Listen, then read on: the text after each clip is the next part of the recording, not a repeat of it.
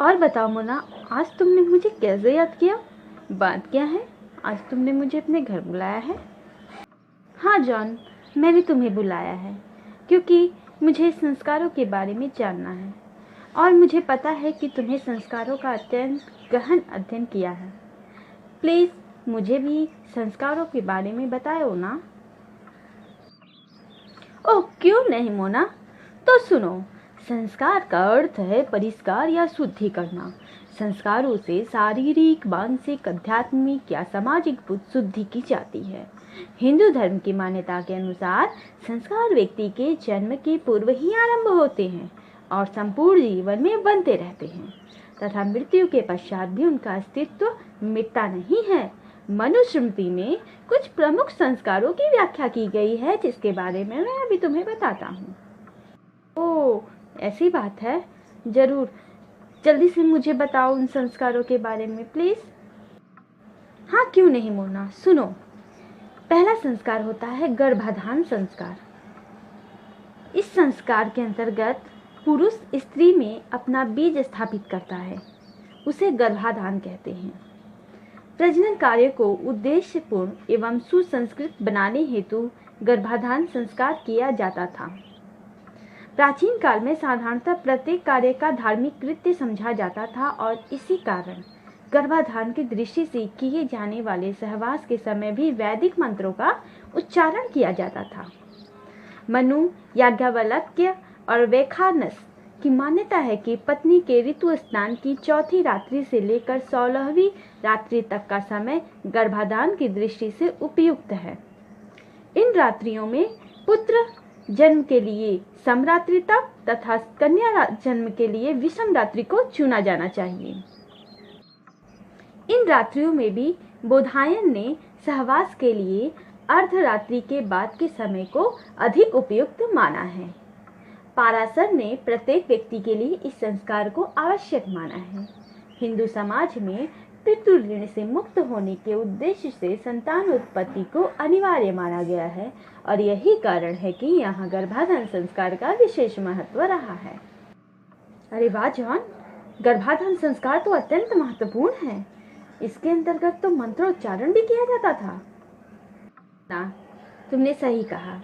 अब दूसरे संस्कार है पुंसवन संस्कार। पुंसवन शब्द से तात्पर्य पुत्र संतान के जन्म देने से है। पुंसवन संस्कार का उद्देश्य पुत्र संतान की प्राप्ति रहा है।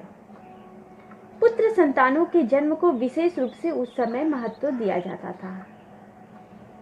पु अर्थात पुरुष का जन्म हो।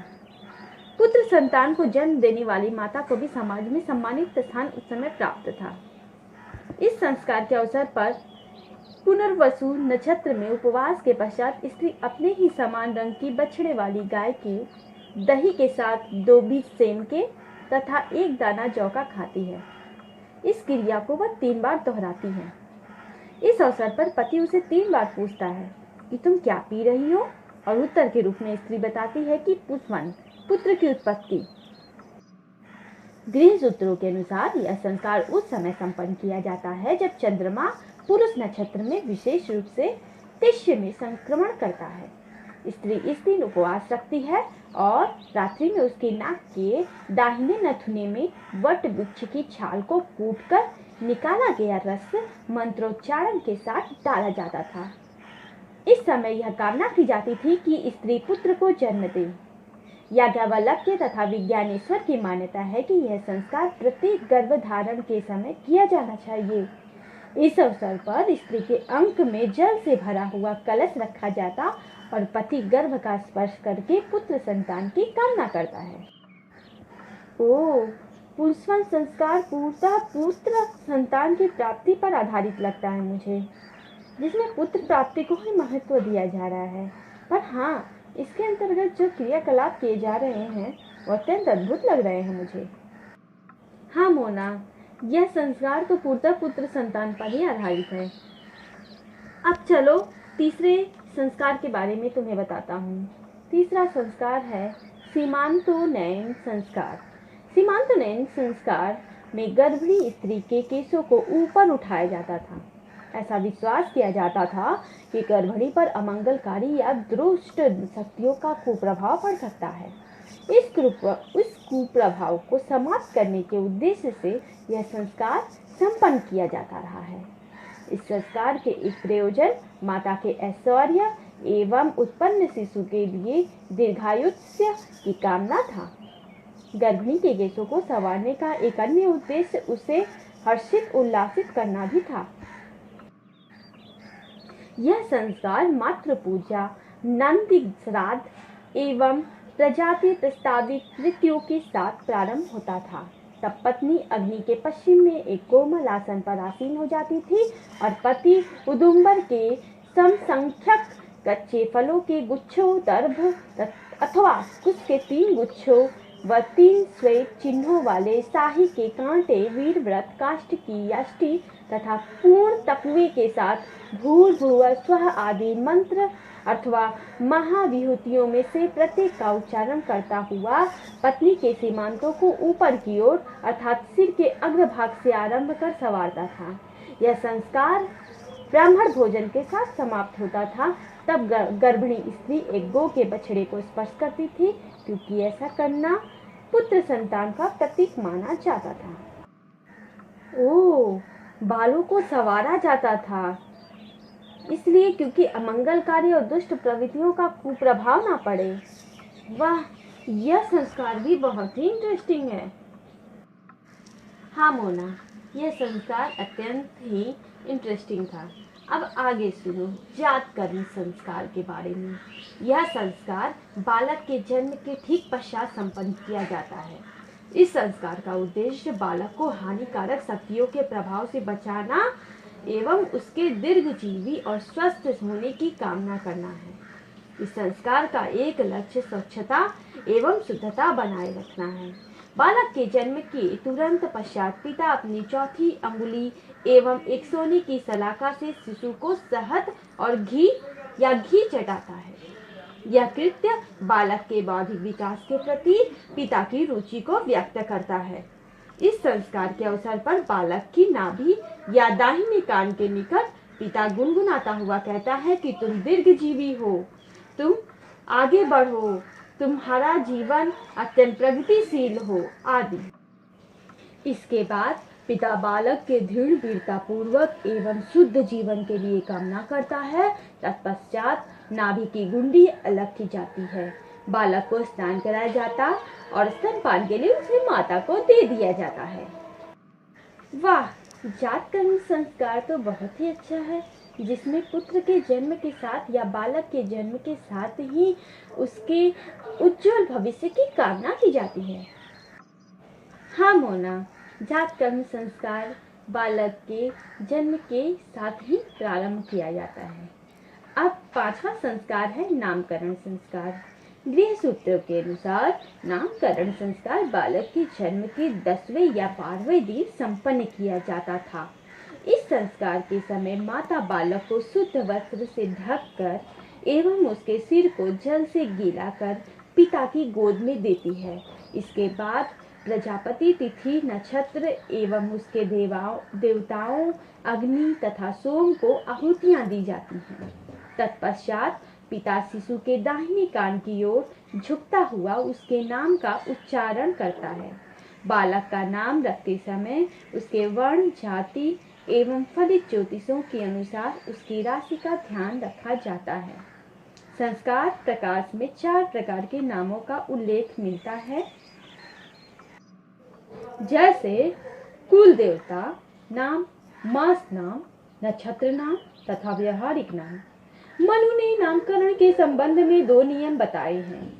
प्रथम, सभी वर्ण के लोगों का नाम शुभ सूचक, शक्तिरोधक एवं शांतिदायक होना चाहिए तथा द्वितीय, ब्राह्मणों तथा अन्य वर्णों के नाम के साथ एक उपपद होना चाहिए, जिससे क्रमशः प्रसन्नता, रक्षा, पुष्टि और प्रश्य का संकेत मिले। इस संस्कार के संबंध में डॉक्टर पी.वी. काणे ने लिखा है कि आधुनिक काल में नामकरण जन्म के 12वें दिन बिना किसी वैदिक मंत्रोच्चारण के मना लिया जाता है। स्त्रियां एकत्र होती हैं और पुरुषों से परामर्श कर नाम घोषित कर देती हैं। कहीं कहीं अब भी यह संस्कार विधिवत किया जाता है, परंतु अब इसका प्रचलन एक प्रकार से उठ गया है। हाँ जॉन, तुमने सही कहा। अब नामकरण संस्कार में वह परंपरा जो निभाई जानी चाहिए नहीं निभाई जाती है। अब विधिवत यह संस्कार पूरा नहीं किया जाता है और हम अपने संस्कारों को भूलते जा रहे हैं। इसी का दुख है। हाँ मोना, तुमने सही कहा। अब मैं तुम्हें छठवां संस्कार निष्क्रमण संस्कार के बारे में बताता हूँ। शिशु के विधि विधान पूर्वक प्रथम बार घर से बाहर ले जाने को निष्क्रमण संस्कार के नाम से पुकारते हैं। इस अवसर पर पिता बालक को बाहर ले जाता है और मंत्रोच्चारण के साथ सूर्य का दर्शन कराता है। डॉक्टर पांडे ने लिखा है कि संस्कार के लिए नियत दिन माता बरामदे या आंगन को ऐसे वर्गाकार भाग को जहां से सूर्य दिखाई देता है गोबर और मिट्टी से लीपती है, उस पर स्वास्तिक का चिन्ह बनाती है तथा धान्य कणों को विकीर्ण करती है। सूत्र काल में पिता के द्वारा शिशु को सूर्य दर्शन कराने के साथ संस्कार समाप्त हो जाता था। इस अवसर पर शंख ध्वनि एवं वैदिक मंत्रों का उच्चारण भी किया जाता था। मैं जानती हूँ इस संस्कार के बारे में। इस संस्कार का महत्व इस दृष्टि से था कि एक निश्चित समय के पश्चात बालक को घर से बाहर खुली हवाओं में ले जाना चाहिए तथा यह अभ्यास चलते रहना चाहिए। मैंने सही कहा ना? हाँ मोना, तुमने बिल्कुल सही कहा। अब सातवें संस्कार के बारे में सुनो। अन्नप्राशन। जब बालक की पाचन शक्ति बढ़ जाती और उसके शरीर के विकास के लिए अधिक पौष्टिक तत्वों की आवश्यकता पड़ती, तब बालक को प्रथम बार अन्न दिया जाता। यह संस्कार शिशु के जन्म के बाद छठे मास में संपन्न किया जाता था। दूध और भात खिलाने का रिवाज अधिक प्रचलित हो गया। भोजन का प्रकार चाहे कैसा भी क्यों ना हो, विशेष ध्यान इस बात पर रखा जाता कि भोजन लघु एवं बालक के लिए स्वास्थ्यवर्धक हो। इस संस्कार के अवसर पर भोजन तैयार करते समय वैदिक मंत्रों का उच्चारण किया जाता था। भोजन तैयार हो जाने पर देवताओं की अर्चना एवं शिशु की सभी इंद्रियों की संतुष्टि के लिए प्रार्थना की जाती थी। तत्पश्चात पिता शिशु को भोजन कराता। ब्राह्मण भोजन के साथ यह संस्कार पूर्ण होता था। इस संस्कार का महत्व इस कारण है कि शिशु उचित समय पर अपनी माता का दूध पीने से अलग कर दिया जाए ताकि उसका शारीरिक विकास ठीक ढंग से हो सके और माता की शक्ति का भी निरर्थक क्षय ना हो। अरे वाह, अन्नप्राशन संस्कार तो बहुत ही अच्छा है जिसमें बालक को प्रथम बार अन्न खिलाया जाता है, वो भी वैदिक मंत्र उच्चारण के साथ। अच्छा मोना, अब मैं चलता हूँ। बाकी के संस्कार मैं तुम्हें बाद में बताऊंगा, ठीक है? तो मैं कल फिर से आता हूँ और तुम्हें बाकी के संस्कार के बारे में बता दूंगा। अभी मुझे कुछ जरूरी काम याद आ गया है। ओह ओह, क्यों नहीं, तुम कल फिर से आ जाना और मुझे बाकी के संस्कारों के बारे में बता देना। आज के लिए इतना ही काफी था। Thank you John. Thank you की कोई बात नहीं मोना, मुझे बहुत ही अच्छा लगा तुमने मुझसे संस्कारों के बारे में पूछा। नहीं तो आजकल तो लोग अपने संस्कारों को भूलते चले जा रहे हैं और तुम संस्कारों के बारे में जानने की इच्छुक हुई हो, यही मेरे लिए बहुत ही प्रसन्नता की बात है। ओह थैंक यू जॉन, ये तो तुम्हारा बड़प्पन है कि तुम मेरी इतनी तारीफ कर देते हो। अच्छा ठीक है, तुम कल जरूर आना। ओके मोना, ठीक है, कल मिलते हैं।